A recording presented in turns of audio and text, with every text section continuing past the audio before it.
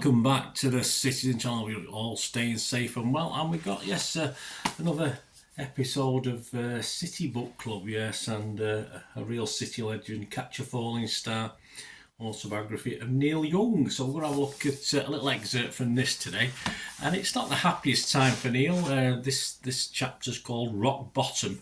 It's after he'd finished playing football. He'd finished with Rochdale. He was a bit upset that he'd ended up at Rochdale, and people like Rodney Marsh and George Best would get more glamour at Fulham, of course, in London, and he was a bit sad. No disrespect to Rochdale, but it wasn't a great time. So we'll have a read of this and see what he has to say about this time. Chapter 9, this is Rock Bottom.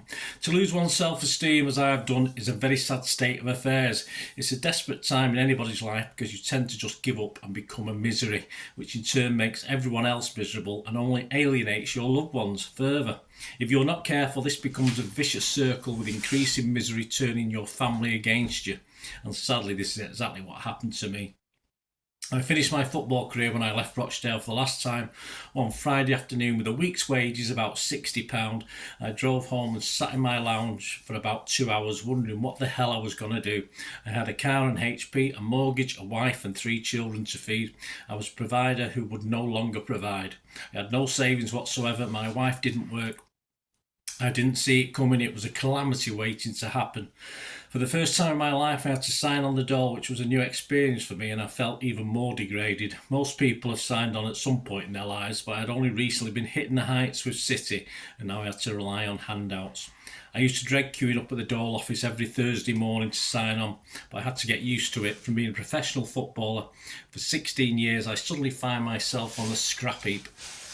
My self-esteem took a pounding. I was Neil Young. I won medals, trophies. I went in exclusive nightclubs. I drank champagne, hung out with the rich and famous. I could count Bestie and Franny as mates.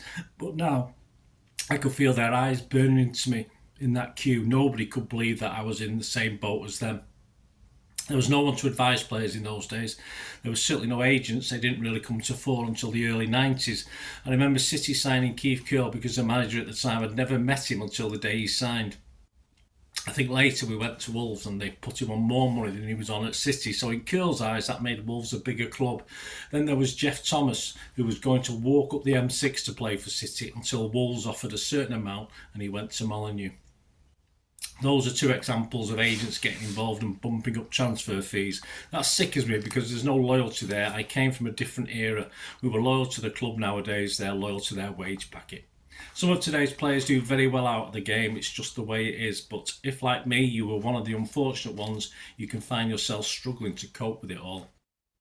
You have friends when you're playing football, however, when you're not playing, those friends tend to disappear. A lot of players in the 70s packed up the game and then wondered what on earth to do next. At City, Colin Bell opened a restaurant and Francis Lee had a paper business he had inherited from his father and turned it into an even larger concern, but they were the exceptions to the rule. In those days, footballers tended to pick up their wages on a Friday, and that was that. Footballers were not business-minded. Nor was my predicament anything I could discuss with Margaret, my first wife. I had no training for a situation that was moving far too quickly for me. Nevertheless, after 6 weeks moping about and doing very little, I snapped out of my apathy. Bills had to be paid, the mortgage was still there, the children needed feeding, so I hired a van and did removals for 4 years with Margaret's father until my marriage got so bad that divorce was inevitable. This meant, of course, that my partnership with the father couldn't continue either. There were a lot of overheads with that job, petrol for one and insurance for another, and there was not so much left at the end of the day. A number of factors are to blame for my first divorce. When I was playing at City, we had a good lifestyle, a decent standard of living. Margaret didn't work and I was the sole breadwinner. When my wages went down and eventually stopped altogether, our standard of living dropped. We had to move to a smaller house. More than that though, I think we simply fell out of love. We weren't different people or anything, we just drifted apart. There was nobody else involved on my side or hers, it was just one of those things. It had run its course and by 1978 it was all over and we divorced.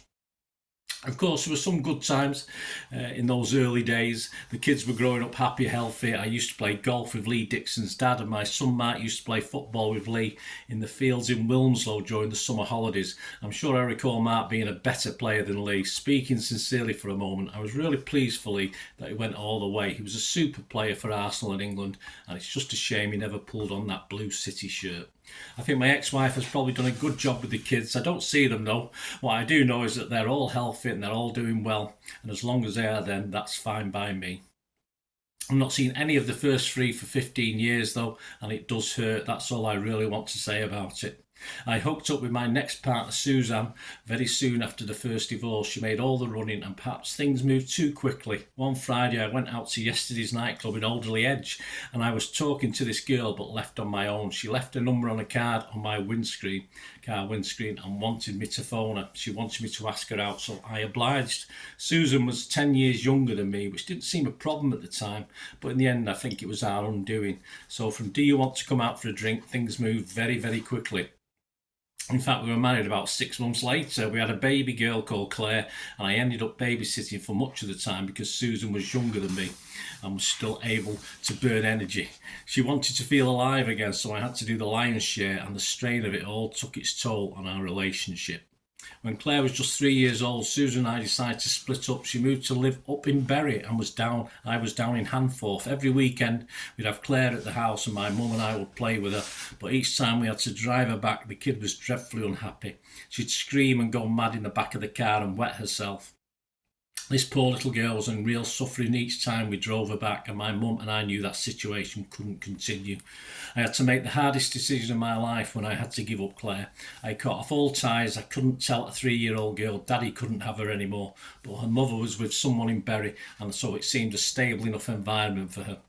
Nevertheless, the first few months when Claire wasn't with me at the weekend left my mother and I numb and heartbroken. Slowly but surely everything I had was drifting away. I'd been through a number of jobs, a number of relationships, and both had detrimental effects on my life. My health since hanging up my boots. There were a few positives, however. When I first left football, I was still quite fit. I was invited for a game of badminton. I really liked it so much that I joined a local club. At first, I was getting absolutely hammered, but the only way to improve was to play against the better players. 12 months later, I'd become the number one player at the club. From there, I became one of the best players in Stockport. I became Stockport mixed doubles champion 2 years in succession. And after that, I started to represent Cheshire, which was a great achievement for me. That was a rare high. Gradually, I became too old to compete with these much younger players, so I started banging golf balls about, which is very relaxing for an old boy like me. At about this time, I saw an advert for a vacancy at a sports shop in Urmston. I applied for the manager's job and got it. I think the owners thought it would be good to have an ex-pro associated with the shop. I really enjoyed it there and I stayed for a number of years. It was quite a stable part of my life. Sadly, the owners sold up and the shop closed down a few years later. So I went back on the dole again, and this time I realised I was in real trouble. I didn't know what on earth to do. I was so desperate to have a job, any job. I didn't know ways that I got milk round. I was soon fed up with getting up at ridiculous hours and the fact that if anyone stole milk from my round, then I had to pay for it. It was always freezing, cold and miserable, and I felt thoroughly lonely trudging down dimly lit streets in a poorly paid job. I did this for almost 6 weeks, as long as that. Getting up at 4 in the morning and delivering milk. You do it for years, mate, see how you feel. It didn't last long, but I lasted as long as I could. Then I got myself a job in the supermarket, working nights, 4 nights on, 3 off, from 8 at night until 8 in the morning, stacking beans in the supermarket on the night shift. Which I hated, but it was a job. It certainly is, Neil. So I had to do it in a way that job also affected my second marriage. From there, I moved to Royal and Sun Alliance, selling life insurance and investments, which was probably my first honourable job since leaving the world of football. Other than my sports shop in Urmston, those 2 jobs, and as you can tell, I've had a few over the years, gave me the most pleasure. Soon I was back at my mum's for a second time after 2 divorces. I've got to say that my self-esteem was at its lowest ever ebb so far. There you go. I think we'll finish there. Yeah, I mean, for us guys who've done anything to earn a living, of course, Neil was very privileged. He was probably in it at the wrong time, of course, money-wise, but to play football for a living. But fantastic. This was first published in 2004, this, so, of course... great memories of Neil Young as a player. Just an interesting look at this Catch a Falling Star, the autobiography of Neil Young, which is, you can still pick this up very, very cheaply, guys, on the internet. So a great read, a fantastic book, no doubt. If I get a chance, I'll be dipping back into this again. Hope you enjoyed it anyway. Please, if you are new to the channel, I do lots of different City things, City past, present, as long as I can keep going, of course, things like this, like a City magazine in vlogs, hopefully, and it's entertaining. So if you're not already subscribed, please do so. Press that bell notification, all these vlogs are coming out. Be fantastic. And if you do check through the channel, you also see stuff on film and TV as well, which is another passion of mine.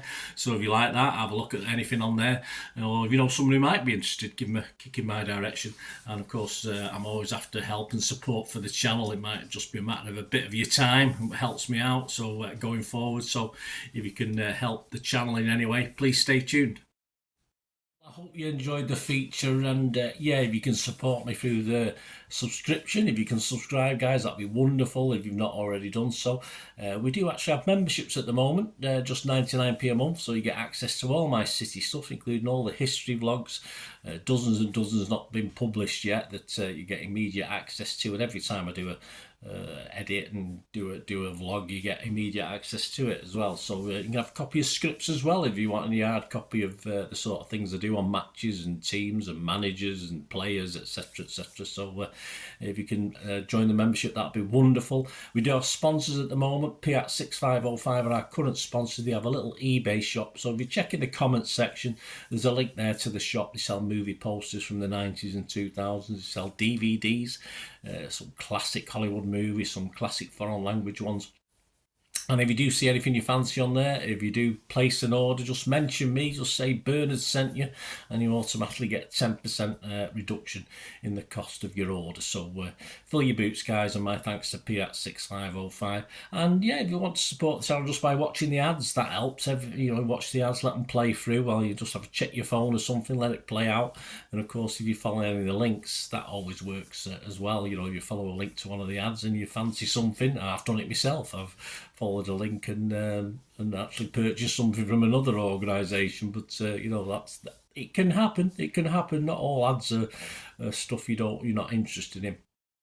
And of course, if you can give us a like, guys, that would be absolutely fantastic. All likes are much appreciated. Anyway, thanks for watching. Until the next time, of course, I only ever ask one thing, don't I? Please, I ask you all to stay safe, especially you Blues. Until the next time, come on, City. Bye for now.